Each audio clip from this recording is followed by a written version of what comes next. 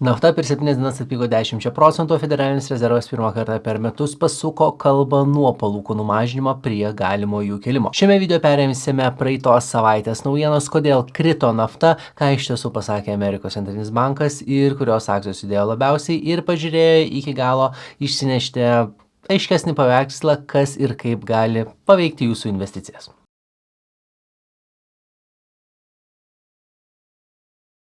Praėjusią savaitę rinkas tempė dvi priešingos jėgos. Viena geopolitinė, JAV ir Iranas pajudėjo link paliaubų ir nafta stumia žemyn. Kita naujiena tai pinigų politika. Federalinis rezervas parodė, kad palūkanos gali ne tik kristi, o ir kilti. Būtent šios dvi jėgos paaiškino, kodėl vieną dieną buvo žalia akcijų rinkai, kita raudona ir kodėl savaitė atrodo tokia prieštaringa. Amerikoje savaitė prasidėjo sprogimo aukštyn. Pirmadienį birželio 15 S&P 500 pakilo 1,49%, Nasdaq 100 ne 2,38%, o Dow Jones 1,2%. Priežastis viena – žinia, kad JAV ir Iranas sutarė dėl taikos ir Hormūzo sąsiaurio atvėrimo. Rinkos mėgsta aiškumo labiau už bet ko, o po kelių įtemptų mėnesių tai buvo pirmas ramybės atokvėpis. Po kelių mėnesių nežinios investuotojai pagaliau pamatė kryptį. Nafta tapo pagrindinė savaitės istorija ir nebe priežastis. Hormūzo sąsiauris yra siauras vandens koridorius, pro kurį plaukia maždaug 1/5 viso pasaulio naftos. Tai įsivaizduokite vienintelį kelią jungiantį didelį sandėlį su visu miestu. Jį uždarius parduotuvių lentynos ištuštėjo, o kaina šoko. Kai šis koridorius buvo įtampoje, brango kuras degalinėje, šildymas žiemą ir net dalis prekių lentynose, todėl naftos kaina liečia jūs net jeigu, pavyzdžiui, nevairuojate kaip aš. Kai birželio 16 JAV ir Iranas pasirašė susitarimo memorandumą numatantį šio koridoriaus atvėrimą ir 60 dienų derybų laikotarpį naftos kaina ėmė sparčiai trauktis. Per savaitę Brent naftos kaina krito iki maždaug $80 už barelį, o amerikietiškai iki maždaug $78. Abi rūšis per savaitę atpigo kažkur 80%. Penktadienį birželio 19 darybos Šveicarijoje buvo netikėtai atšauktos, todėl naftos kaina šiek tiek atšoko. Tai priminimas, kokia trapi kol kas yra ši.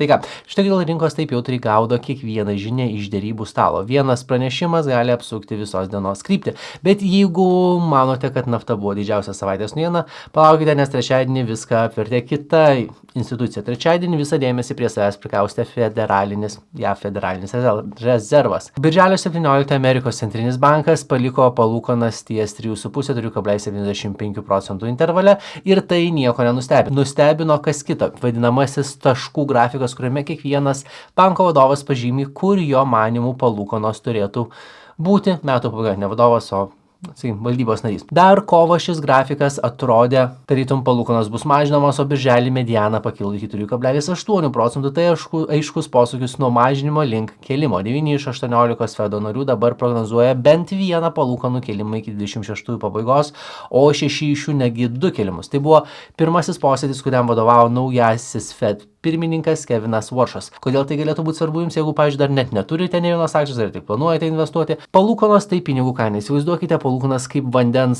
srovės stiprumą. Kai bankas srovę sustiprina, brangsta paskolos, sunkiau skolintis būsto ar verslo, o investuotojai atidžiau renkasi kur dėti pinigus. Todėl iškart po šios žinios trečiadienį S&P 500 ir Nasdaq smigo žemyn. Tai gera iliustracija, kaip vienas centrinio banko sakinys gali per akimirką pajudinti tūkstančius bendrovių iš karto. Beje, štai skaičius, kuris nustebina daugelį. Dar prieš 3 mėnesius tas pats bankas planavo palūkanas mažinti, o dabar pusėje vadovų kalba apie kilimą. Likusią savaitę rinkos priminė amerikietiškus kalnelius.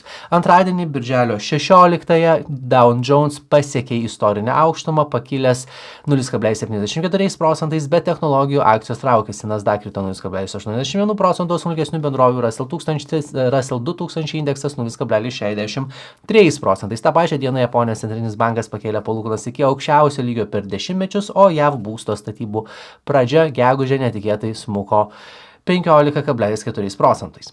Ketvirtadienį birželio 18 paskutinę prekybos dieną prieš Juntin šventę rinkos atsigavo. Russell 2000 pakilo 2,12%, Nasdaq 1,91%, S&P 500 1,08%. Technologijų ir pramonės akcijos vėl tapo varikliu, kuris pakėlė visą rinką.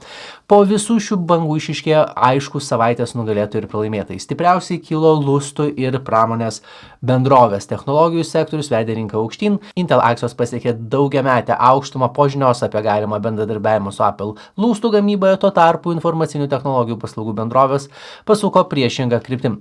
Kai bendrovė Accenture sumažino savo metinę pajamų prognozę, krito visas sektorius, o IBM akcijos tą pačią dieną atpigo 5%. Tai vienas pranešimas ir nukentėjo visos panašios įmonės. Rinkose tai yra įprastinė grandininė reakcija, kai investuotojai vienos bendrovės problemą permeta visam sektoriui. Europai savaitė buvo ramesnė, bet nenuobodi. Per savaitę pagrindinis eurozonos indeksas Eurostoxx 50 pakilo 2,1%, o platusis Stoxx 600 0,6%. Penktadienį, kai amerikiečiai šventė, Europoje pirmavo energetikos ir prabangos prekių bendrovės, LVMH pakilo 1,6%, AstraZeneca 1,5%, BP 1,4%. Žemyn traukia lustų įrangos gamintoja ASML, atpigusi 1,7% po pranešimo apie galimą eksporto taisyklių pažeidimą, taigi net ir ramesnė Europoje viena bendrovė ar viena naujiena gali pakreipti visą dienos kryptį. Tad ką visą tai reiškia žmogui, kuris tik svarsto pradėti investuoti, tai savaitės